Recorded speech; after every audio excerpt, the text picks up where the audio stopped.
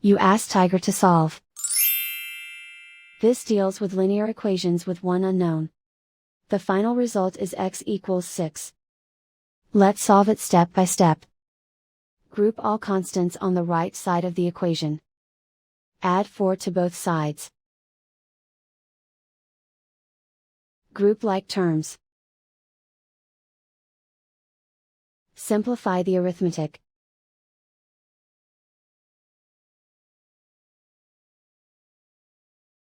Isolate the k. Multiply both sides by inverse fraction 3 over negative 2.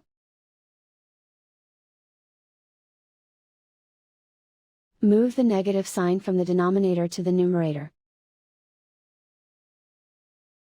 Group like terms.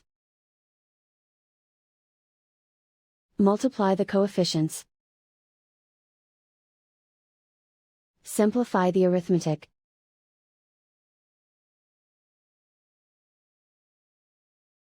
Move the negative sign from the denominator to the numerator. Multiply the fractions. Simplify the arithmetic. And so the final result is x equals 6.